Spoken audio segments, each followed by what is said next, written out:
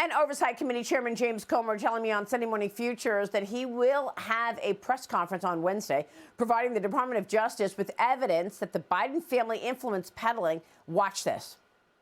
So we believe there are a whole lot of accounts that the IRS and the DOJ don't know about because we don't believe they've done a whole lot of digging in this. We know exactly what this family was doing. And by all accounts from the media reports that we're getting, what they're looking at charging Hunter Biden on is a slap on the wrist. It's a drop in the bucket. Well, these are extraordinary charges that the House Oversight Committee is putting forth. President Biden continues to come to his son's defense. Watch. First of all, my son's done nothing wrong. I trust him. I have faith in him. And it impacts my presidency by making me feel proud of him. Joining me right now is Texas Congressman, member of the House Oversight and Armed Services Committee, Pat Fallon. Congressman, thanks very much for being here. I know you and your colleagues will be having a press conference on Wednesday.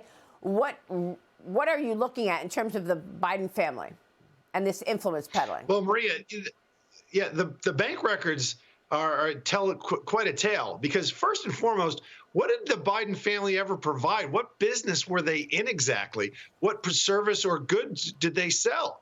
It doesn't make a lot of sense. There's a tremendous amount of shell companies. There's money coming from foreign, really, competitors of the United States and not our friends by any stretch. And the entire Biden family seems to be in on it. And there's 250 suspicious activity reports that these folks generated from financial institutions. So there's a lot of smoke, and we believe now that there's some fire too. Well, this is just extraordinary. I mean, where is this going?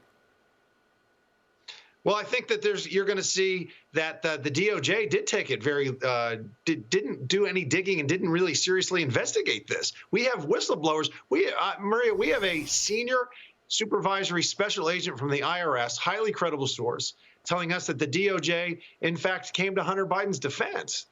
We also have a whistleblower from that filled out an FD 1023 form with the FBI that they might have sat on, claiming that there was a direct quid pro quo from Joe Biden himself. So we're trying to answer the question: is the president of the United States a national security risk, and is he compromised? Can you detail how much money the Biden family actually took in from adversaries?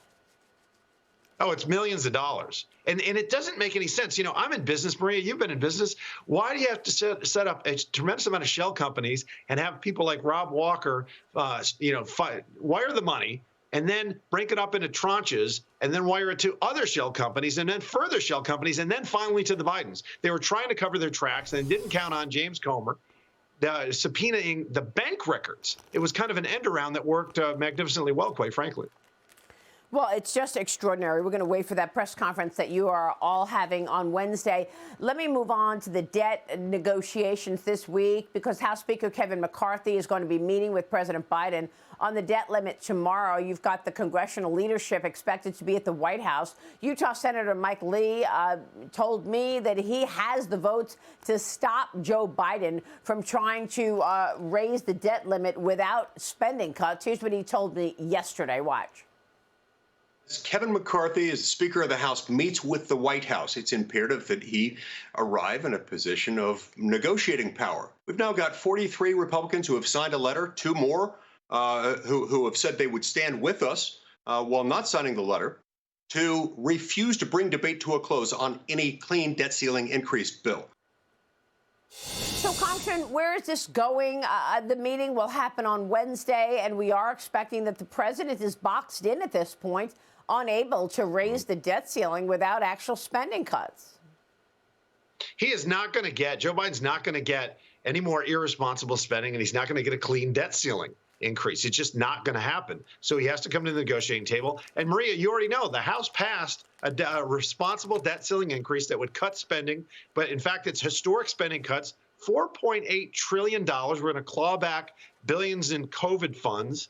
And the debt to GDP ratio, this is what really got me, Maria, the debt to GDP ratio, if what the House passed became law, which is not likely because of a Democratic Senate, but if it did, it would take the debt to GDP ratio from 118% down to 106%.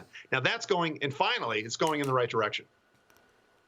Yeah, well, it's pretty extraordinary that we are waiting until June. I mean, here we have Janet Yellen telling us that the country runs out of money within weeks. We've got one crisis after another. Congressman, thanks very much. We appreciate it. We'll be watching all of this. Pat Fallon joining us this morning. Thank you, sir.